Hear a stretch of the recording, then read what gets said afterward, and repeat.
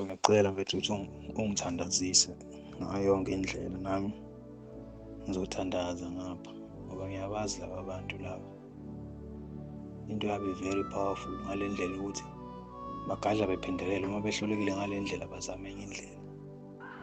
Ukuthatha umphefumulo womuntu kulula kabi kubona. So ngiyacela ukuthi uNkulunkulu angilekelele kule simo engibhekene naso. Ngoba bathi lama video bayawabona, so kunzima, kodwa uNkulunkulu ngimbeka phambili. Nanoma bengifonela mangibhiza igama kaJesu, uJesu uyinkosi, angiboni nje bophinde. So ngiyacela nje ungibeke emkhulekweni wakho noma lapho khona ukuze amaplani abo ephenduka izeleze. Ngibiyelele ngomlilo wonke abacabangayo kushabalale. Nabafisa ukwenza namabhomu sebawacuphile aqhume engakafiki mina lapho bawacuphe khona. So ngiyathandaza ukuthi uNkulunkulu angisiza angigazimulise, ngivutha amalanga ngomlilo kanye ney'ngelosi zasemazulwini zibe ngakumina. Yonke imihlangano yobumnyama abayiqalayo abayenzayo njengamanje ingabi nesabelo phakathi kwabo. Mfowethu ngiyakubingelela, ngithemba uyaphila mnewethu.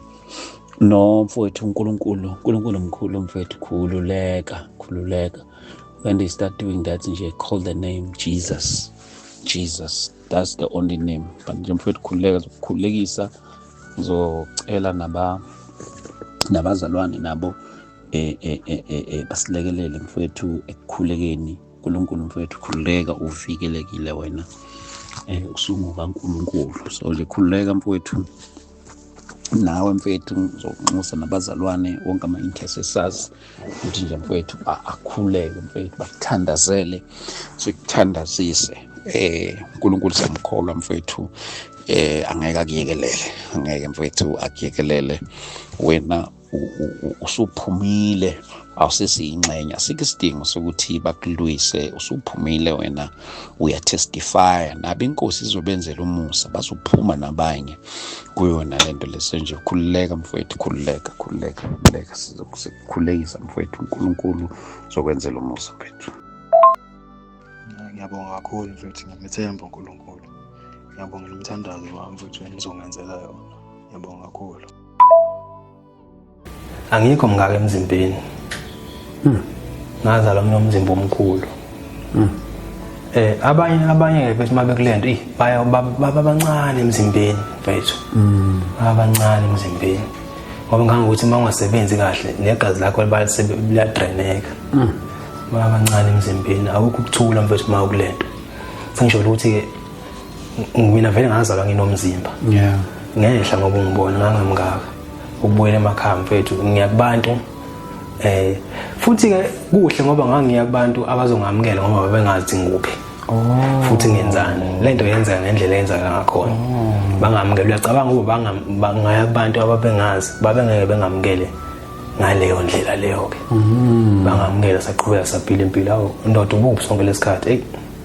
Mfethu bengizama imisebenzi. Ayakulungisa, ngiyabuya ekhaya manje. So le makhaya bazi bawubona umcebo wakho? Abawazi mfethu, ngifuna uqhamba ngakuthi vele you don't give them anything. Abaniki lutho. Abaniki lutho. Le mali mfethu uyisebenzisa uyisebenzisa indawo nje mfethu enobumnyama, engasho ukuthi yiyo indawo zokudansa ebusuku, cause yabo nje ebusuku abo futhi mawulapho ufuna ukwenza sure ukuthi khona abafayo noma khona abagwazwayo, cause we need even a little blood self-din. Ngizofuna ukubuza nje ukuthi bakhona wena abasweleka esandleni sakho? Hayi mfethu, hayi lutho mfethu, mina abekho abasweleka ngokuthi ngoba ngisho ukuthi thina sasidila nezinto nje lezi zokudestroy mfethu izinto.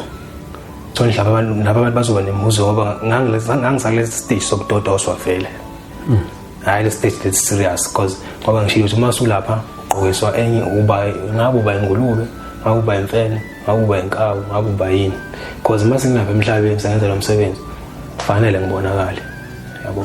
Cause nginabantu mfethu abadaliwe nje emhlabeni ukuthi bayakwazi ukusenza izinto nokuyibona izinto uma umuntu engakubona wena mfethu bese lapho la drive imoto yabo ungasho ukuthi naye lensizwa ngiyayazi hawu nangu ubani ngo1 ebusuku wena emgwaqeni nangu ngedlula nginqika imoto amaphoyisa masefika kwisine sezokwenza iresearch mina ngibone ubani yabo sekuyaseshwa ungakho ugqoke ungakho uba enye into ebusweni yeah mfowethu imali lesuke bayiphake laba bantu yes kusekuyimali futhi yangempela nabo abakwazi ukuthi bayisebenzise ukuthenga izinto abayithandayo baba umnotho uonwa yilaba bantu i-Illuminati iSouth Africa mfowethu